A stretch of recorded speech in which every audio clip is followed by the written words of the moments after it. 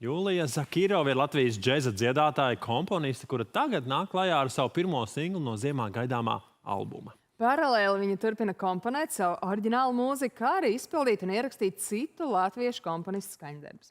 Julija Zakirova kopā ar ģitāristu Jāni Pasteru šorīt ir pie mums viesos. Labrīt!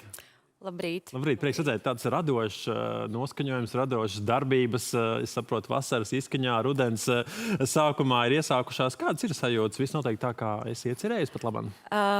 Īstenībā viss tā kā aizkāvējās, kā vēl liekas, ja? Bet tomēr, cik es tagad redzu un saprotu, ka viss tomēr notiek laikā. Tad, kad tam bija jānotiek laicīgi, un tā mēs, protams, gribam vienmēr sasteigt visus tos procesus, bet nevienmēr visu var ieplānot, vai ne? Tieši tā. Man liekas, džezā ir tīpaši. Mēs esam džeza mūziķi, un tā improvizācija tomēr ir tā galvenā tēma. Un es vienmēr skatos, ka manā dzīvē tā vienmēr arī sanāk. Tomēr es kaut ko gribu pa plānu, un pēc tam sanāk improvizācija. Bet tas nozīmē, ka patiesībā jau viss laikā notiek arī gaidot jaunu albumu un strādājot pie tā? Vai improvizācija notiek arī tur? Vai tur ir tādi skaidri rāmi noteikti gan tematikā, gan laikā? Ziniet kā, mēs no sākuma, labi, varbūt ieskriesim bišķi par to albumu, bet tomēr parādās par singlu. Albuma lietas ir tā, ka mēs plānojam viņus vairāk etniskāk taisīt, jā? Mūzikas ziņā.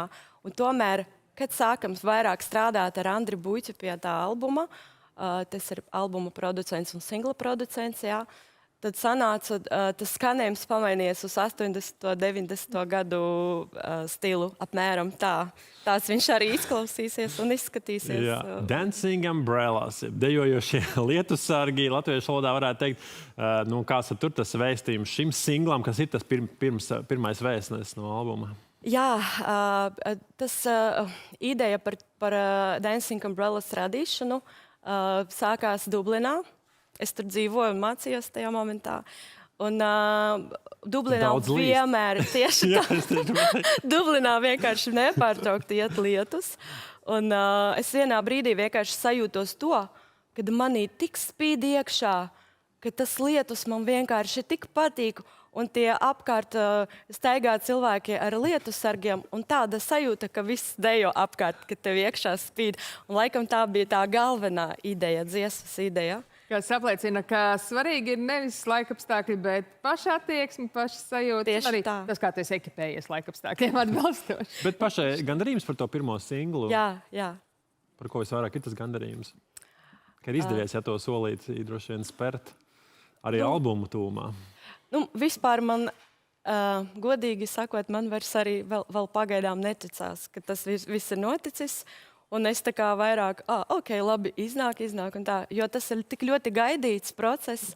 Un paldies arī Dāvim Bindamānim, ka viņš piekrita un izpalīdzēja man bišķi tā kā ar harmonijas lietām un bēdā piedziedājuma daļu. Un paldies Aleksandrai Līnai, ka viņa izklausot manu to visu stāstu, par ko ir šī dziesma, viņa uzrakstīja tik skaistus vārdus. Mēs šo stāstu esam gatavi dzirdēt. Jā, šorīt caurvīs mazliet tāds pelēkais tonis, bet tieši tāpēc mēs sagaidām krāsains akcents. Lūdzu.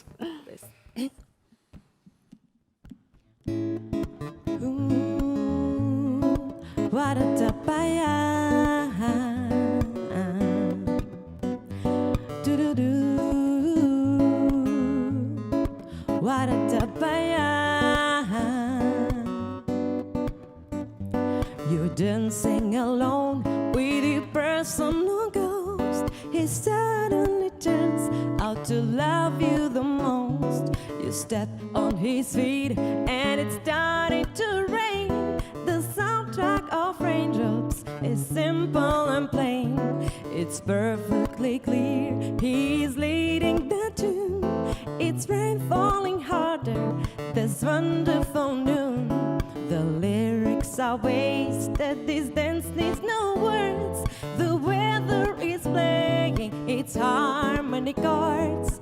Turn around to see there's something happening behind.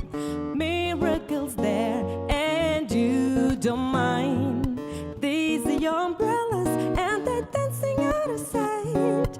Colored by shiny rays of flight. Ooh, why not the